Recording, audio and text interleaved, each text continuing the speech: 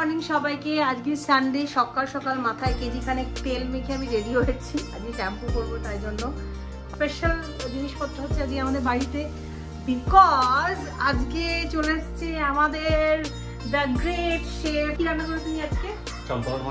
Champaran mutton রান্না হবে আজকে। দি গ্রেট শেফের টেস্ট হবে, আর দেখি আমরা কি করে উঠতে পারি। চলো দেখো, এখানে মোটামুটি রেডি করা হয়েছে। এক গাদা পেঁয়াজ কাটা রয়েছে, প্রায় 5-6টা পেঁয়াজ কুচি এখানে রয়েছে। এখানে রয়েছে পুদিনা পাতা কুচি, এখানে রয়েছে তোমার শামরিচ, কালো মরিচ, লবঙ্গ, তার সাথে দারুচিনি, এটা হচ্ছে মৌরি, জিরে, জয়িত্রী আর ধনে, তার সাথে রয়েছে তোমার এলাচ। এবারে এখানে আমি বলি আমার ধনের খুবই কম আছে, তোমরা কিন্তু এটুকু নিও না। মোটামুটি যে পরিমাণ জিরে নেবে সেই পরিমাণ ধনে নেবে। আমার এখানে পুদিনা পাতা নিয়েছি, পুদিনা পাতা ধনে পাতা দুটোই লাগবে। সাথে তোমার লাগবে হচ্ছে কাঁচা লঙ্কা আর শুকনো লঙ্কা। কাঁচা লঙ্কা কুচিয়ে নেবো। সবার আগে যেটা করতে হবে সেটা হচ্ছে মাটন ম্যারিনেট করার আগে আমি এটার বেরেস্তাটা করবো। আর এখানে যদি দেখো আমরা কি করেছি, দইটা জল ঝরাতে দিয়েছি, হাঙ্কাট এখানে জল ঝরছে, দইটা জল ঝরাতে দিয়েছি। মশলাটা ড্রাই রোস্ট করতে দিয়ে অন্যদিকে বেরেস্তাটা করব। কড়াই ঢেলে দিয়েছি তেল, বেশ খানিকটা তেল, তার মধ্যে পেঁয়াজ দিয়ে বেরেস্তা করা হবে। বাকি সব জোগাড়জাটি হয়ে গেছে, শুধু এই বেরেস্তাটাই যা বাকি। সাথে একটা স্পেশাল মশলা বানানো হবে। এইটা কি আর কোথায়? ওটা জয়িত্রী। কি বড় রাঁধুনি এসেছে, সব খারাপ। ধনে পাতা শুকিয়ে তো হয় ওটা। এই ওখানে ধনে পাতা শুকিয়ে হয় না, বড় রাঁধুনি এসেছে আজকে আমাদের এখানে। ধনে পাতা শুকিয়ে হচ্ছে, সেইটা ওর চাই। যাই হোক, রাঁধুনির বিশেষ টিপ্পণী নিতে গিয়ে বলতে ভুলে গেছি, পুরো মশলাটা ড্রাই রোস্ট করে তার মধ্যে বেশ খান ছয়ের সাথে বাখনা দিয়ে আমি একটা স্পেশাল মশলা তৈরি করে নিয়েছি। দেখো আমাদের বড় শেফ রান্না করতে বসেছে। শেফ সবাইকে হাই বলতে হবে। শেফ আজকে বড় শেফ রান্না করতে বসেছে, সমস্ত হাতের জোগাড় করে দিতে হয়েছে। আমরা হচ্ছি অ্যাসিস্ট্যান্ট, আমাদের শিখা আর আমি সব কেটে বেটে সব খাটুনির কাজগুলো করে দিয়ে গেছি।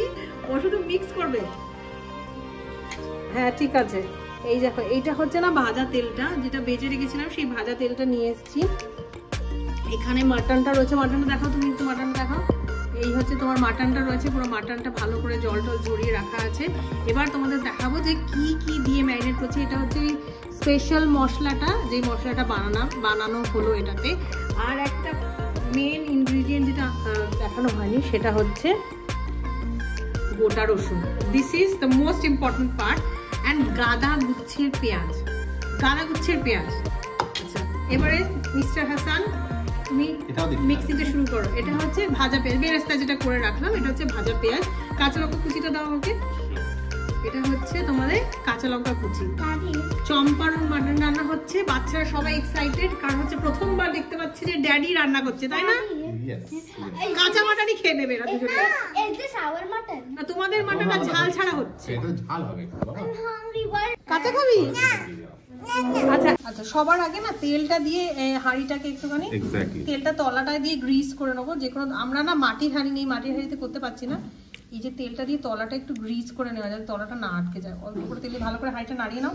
আমার মনে হয় 50% তেল তুমি দিয়ে দিই পারতে। না এখন দেয় না 50% তেল। হ্যাঁ, বড় রাঁধুনি এসছে। এইবারে তেলটা গ্রিস করা হয়ে গেছে, এর মধ্যে না মাংসটা পুরোটা ঢেলে দেবো। এই পুরো মাংসটা আমাদের হাঁড়ির মধ্যে ঢালা হয়ে গেল। একটুখানি মানে আমাদের যে হাঙ্কারটা ছিল, হাঙ্কারটা পুরোটার মধ্যে দিয়ে দিচ্ছি। ছিল ঠিক আছে। এবার হাঙ্কারের সাথে না, ওইটা লাস্টে। আচ্ছা ঠিক আছে, ওকে। অনেকটা অ্যাকচুয়ালি পুরোটাই অনেকটা পেঁয়াজ দেব, পুরোটা দিচ্ছি। বাকি দিন রাখবে একটু। ওকে, বেশ অনেকটা পেঁয়াজ। এই পেঁয়াজের জলটাতেই আলাদা করে কিন্তু জল দেওয়া হবে না। এই পেঁয়াজ থেকে যে জলটা বেরোবে, সেই জলটাতেই কিন্তু পুরো রান্নাটা হবে। অতএব এই পেঁয়াজটা খুব ইম্পর্টেন্ট। আচ্ছা, এবারে এটা দাও, এটা মশলাটা পরে দাও। ধনে পাতা আর পুদিনা পাতার মিক্সচারটা পুরোটা দিয়ে দাও। ধনে পাতা পুদিনা পাতার মিক্সচারটা পুরোটা দিয়ে দেওয়া হলো। প্রায় 6টা মতন কাঁচা লঙ্কা কুচি আছে, পুরো কাঁচা লঙ্কা কুচোটা এর মধ্যে দিয়ে দেওয়া হবে। তারপরে একে একে মশলা দিচ্ছি। হলুদ 1 চামচ পুরো হলুদ, 1 চামচ ধনে জিরে গুঁড়ো আর স্বাদ মতো নুন। আমরা যতটা মাটন আছে সেইটার মতো নুন দিচ্ছি। ওকে, এইটা দিয়ে তুমি এবার আস্তে করে মাখতে শুরু করো। আর তার সাথে আমরা যে মশলাটা বানিয়েছিলাম, তুমি বলো না আদা জিরে কোথায় গেল? আদা জিরে দিচ্ছি। এটা হচ্ছে আমাদের ওই স্পেশাল যে মশলাটা বানিয়েছিলাম, এইটাই আসল স্বাদ আনবে। এই মশলাটা প্রায় 2 চা চামচ মতন এই মশলাটা দিলাম। এবার দিচ্ছি রসুন বাটা, খাও,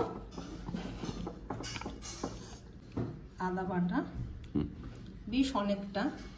যেহেতু এটাকে আলাদা করে কষানো হবে না, এটার মধ্যেই সমস্তটা হবে, তো সব কিছু আমরা এর মধ্যে দিয়ে দিচ্ছি।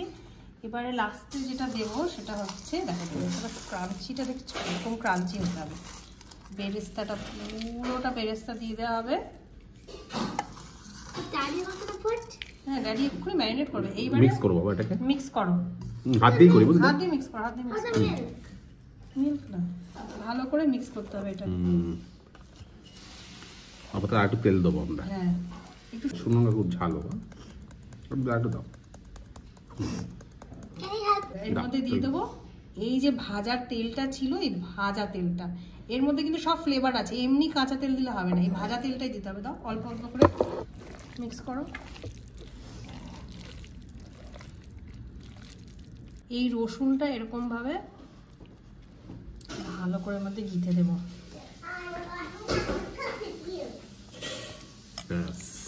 এরপরে যেটা করা হবে সেটা হচ্ছে এটাকে দমে বসানো হবে। এটা আটার ডো বানিয়ে দমে বসাবো। এবারে আমি এখানে কিন্তু কাশ্মীরি মির্চ দিইনি, যেটাতে কিনা একদম লাল টকটকে রংটা হয়। যেহেতু বাড়িতে বানিয়েছি, তোমরা কাশ্মীরি মির্চ দিতে পারো, আমরা মোস্টলি কাঁচা লঙ্কা দিয়ে করেছি। দেখো কি সুন্দর দেখতে হয়েছে ম্যারিনেটটা। এইটা আমরা এবারে দমে দেবো। ওভার অন কুক হচ্ছে, এর মধ্যে কয়েকটা শুকনো লঙ্কা এমনি করে চিড়ে দিয়ে দিচ্ছি। দেখো যা দেখতে হয়েছে না, মনে হচ্ছে কাঁচা কাঁচা খাওয়া যাবে। সাধারণ দেখতে হবে, এটা হচ্ছে কাঁচা খেয়ে নেবো। এবারে দেখো একটু আটা মাখা চলে এসছে, আটা মাখাটা দিয়ে এটাকে সিল করব। চলে এসো শেফ মঞ্জুর হাসান, আটা মাখা দিয়ে সিল করতে পারো, দেখি কেমন করে। বসো না, সবার আগে এই আটা মাখাটা দিয়ে তোমাকে চারিদিকে লেই করতে হবে। বাইরে তো দিতে পারতাম না, দিতে পারতে না। এটাকে এরকম আটা মাখাটা হাতে নেবে, নিয়ে এরকম করে লম্বা করতে হবে। করো, লম্বা করো, কেমন লম্বা করতে পারো দেখাও, আমাদের ভিউয়ার্সরা দেখতে চায় তুমি কেমন পারো। ঠিকই, এই যে এরকম ভাবে বিরিয়ানির হাঁড়িতে যেমন করে দেওয়া হয়, একটু উঁচু করে দেওয়া হবে, জাস্ট সিল করার মতন করে চারদিকটা।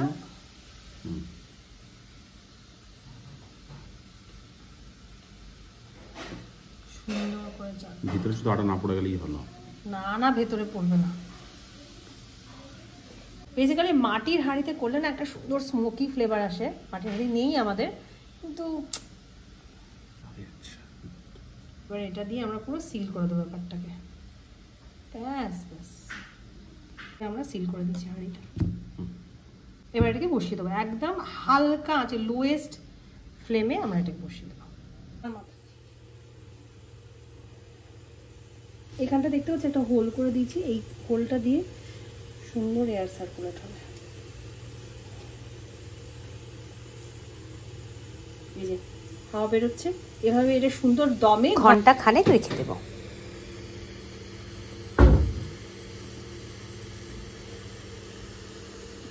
এবার হচ্ছে সেই বিশেষ মুহূর্ত, যখন আমরা ঘন্টা খানেক রেখে তারপরেও এটাকে একটুখানি ঠান্ডা হতে দিয়েছি, দিয়ে এবার এটাকে খোলার চেষ্টা করছি।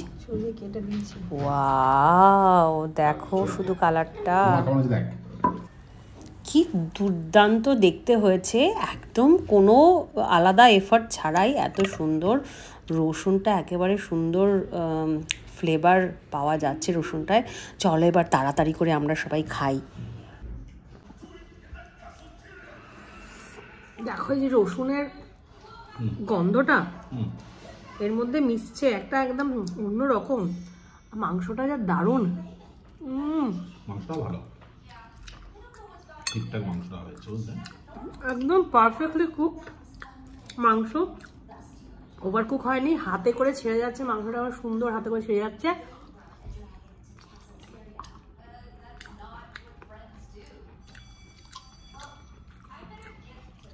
পুরো ফ্লেভার ইনট্যাক্ট আছে, কোনো ফ্লেভার কোনো দিকে যায়নি। and moreover so easy to cook. আমাকে ঘন্টা পর ঘন্টা গ্যাসের সামনে দাঁড়িয়ে কষানো, নাড়ানো জানো কিছু করতে হলো না, সব ইনগ্রিডিয়েন্টসগুলো একসাথে দাও, খাও। চলো আজকে আমি ব্লগটা এখানেই শেষ করছি। চান হয়নি, খেয়ে দিয়ে তারপরে চান করতে যাব। রেসিপিটা কেমন লাগলো জানাতে ভুলো না। ব্লগটা ভালো লাগলে একটা লাইক শেয়ার কমেন্ট করে দিও। আজ তবে আসি, আবার দেখা হবে পরের ব্লগে।